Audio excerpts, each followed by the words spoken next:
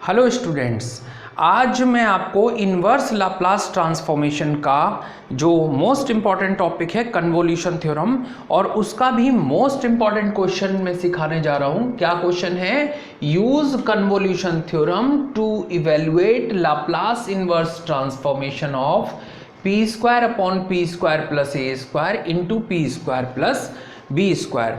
अब convolution theorem में क्या कहा गया है कि p के दो फंक्शन अगर प्रोडक्ट में हो तो उसको हम इंटीग्रेशन की हेल्प से सॉल्व कर सकते हैं। इस थ्योरम को मैंने अपनी पिछली वीडियो में एक्सप्लेन किया है। इस पर बेस्ड क्वेश्चंस अब शुरू किए हैं। दो क्वेश्चन मैं आपको सिखा चुका हूँ, ये थर्ड क्वेश्चन है। ठीक है, तो सबसे पहला काम, ये जो फंक्शन है ब्रैकेट के अंदर, इसको किस टाइप से नोट करेंगे? P square upon P square plus ए स्क्वायर और p square plus B square. इसे हम नोट कर सकते हैं p upon P square plus ए square into p upon P square plus B square. हमने इसे ऐसे ही क्यों नोट किया?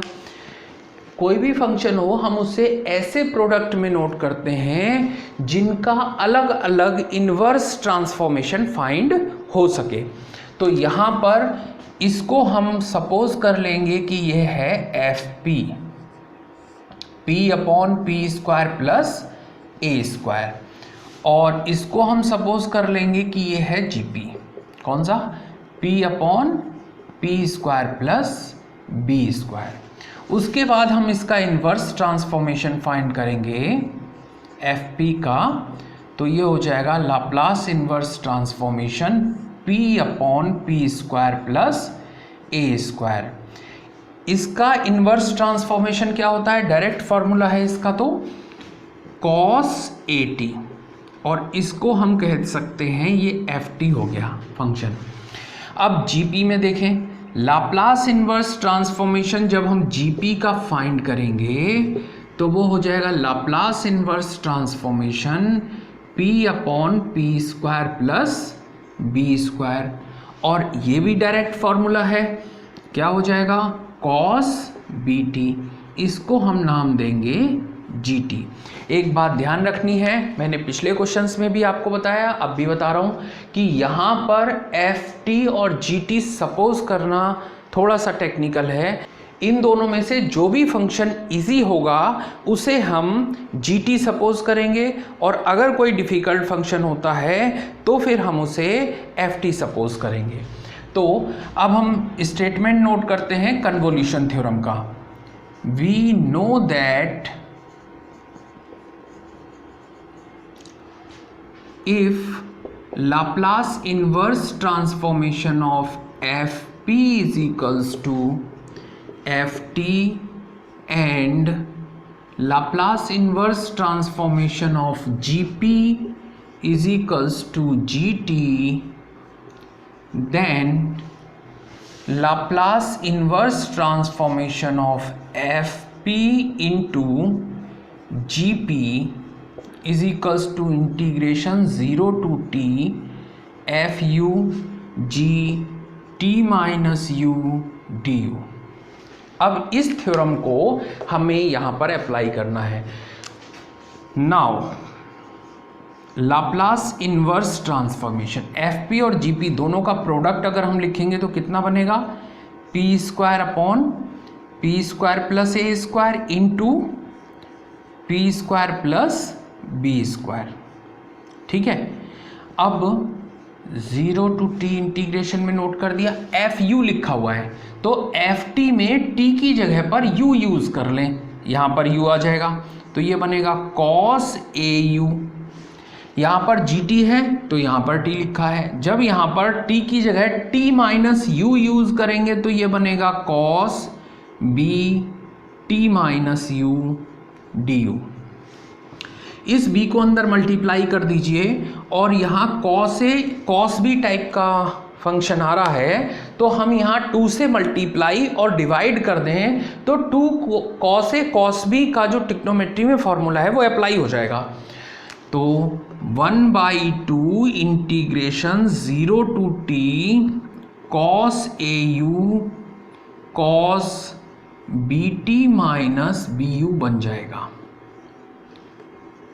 अब ये 2 cos ए cos b का फॉर्मूला क्या होता है ट्रिग्नोमेट्री में, पता होगा आप लोगों को, 0 to t integration cos a plus b, तो a u plus B T minus B you plus cos a u minus B T plus B u, इसे ब्रैकेट में क्लोज करके यहाँ डी यू नोट कर दिया। अब ये इंटीग्रेशन इन दोनों पर अलग अलग नोट कर दिया जाएगा, फिर हम इसका इंटीग्रेशन करेंगे। 1/2 bracket start integration 0 to t cos, इसको हम लिख सकते हैं u कॉमन लेकर a minus B plus B T D U plus integration 0 to t, यहाँ पर भी u कॉमन लिया जा सकता है cos a plus B u minus B T D U, bracket close. अब हमारा काम क्या है, इन दोनों को इंटीग्रेट करना और इंटीग्रेट करके रिजल्ट फाइंड कर लेना। अब हम इन दोनों इंटीग्रेशंस को सॉल्व करते हैं तो क्या रिजल्ट आना चाहिए, 1/2 ब्रैकेट स्टार्ट cos x का इंटीग्रेशन होता है sin x, तो हम यहाँ लिख सकते हैं sin a minus B you plus B T, और किससे डिवाइड हो जाएगा, इस एंगल के डिफरेंशिएशन से, मतलब a माइनस बी यहाँ आ जाएगा, इस पर लिमिट लग जाएगी 0 to t। इसी टाइप से सेकंड इंटीग्रेशन क्या बनेगा, sin a plus B U minus B T divided by A plus B, इस पर भी लिमिट 0 to t अप्लाई हो जाएगी। ठीक है, अब देखिए जब इसमें अपर लिमिट हम पुट करेंगे तब क्या आंसर आना चाहिए और लोअर लिमिट पुट करने पर क्या आना चाहिए। जब हम t यहाँ पर पुट करेंगे तो ये बन जाएगा sine a minus B T plus B T divided by a minus B. जब हम 0 u की जगह पर यूज़ करेंगे तब कितना आएगा, साइन बी टी आएगा, क्योंकि फर्स्ट टर्म हो गई 0 अपॉन में कितना a माइनस बी प्लस, अब इसमें सेकंड टर्म देखिए, जब हम t यूज़ करेंगे तो sine a plus B T minus B t आ जाएगा upon a plus B, minus lower limit जब पुट करेंगे तब कितना आएगा, sine 0 minus B t upon a plus B, bracket close. अब इसे और सिंप्लीफाई करते हैं। देखिए ये जो बार ब्रैकेट हमने लगाई हुई है, जैसे ही हम इसको ओपन करेंगे तो ये बी टी जो है वो माइनस हो जाएगा और minus B T plus B T को कैंसिल कर देगा, तो यहाँ पर बचेगा sine A T 1/2 bracket start sine A T upon A minus B बचेगा।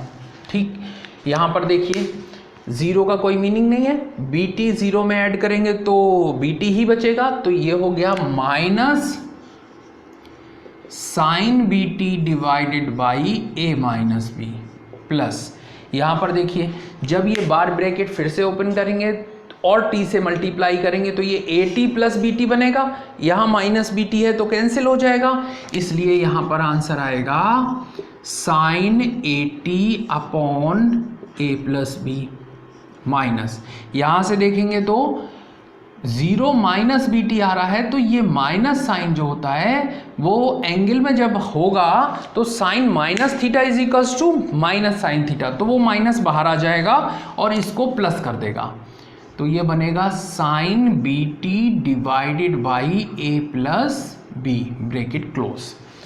अब देखिए साइन ए टी 2 जगह पर है और साइन बी टी भी 2 जगह पर है, तो हम यहाँ से कॉमन ले सकते हैं साइन ए टी और sine B T. 1/2 sine A T common लेंगे तो a माइनस बी आएगा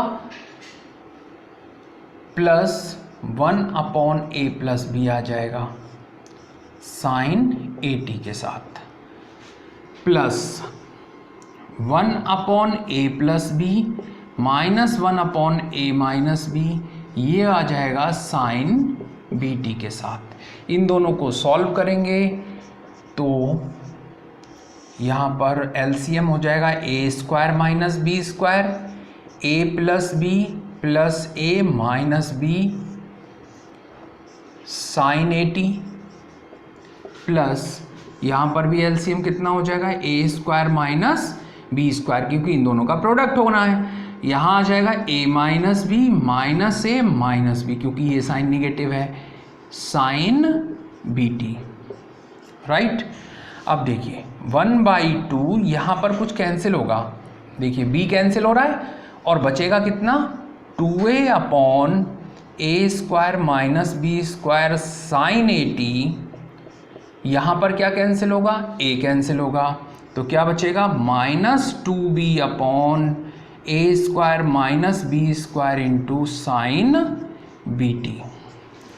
अब यहाँ से दोनों जगह से हम 2 कॉमन लेकर इस वाले 2 को कैंसिल कर सकते हैं, और ये a² - b² जो लिखा हुआ है ये एलसीएम हो सकता है। तब फाइनली हमें आंसर क्या मिल जाएगा, a sine 80 - b sine bt divided by a² - b²। ये हमारे इस क्वेश्चन का आंसर हो गया। ठीक है, उम्मीद करता हूँ ये क्वेश्चन आपको बहुत अच्छी तरह से समझ में आ गया होगा। नेक्स्ट वीडियो में मैं आपको सिखाता हूँ कन्वोल्यूशन का नेक्स्ट क्वेश्चन। Thank you.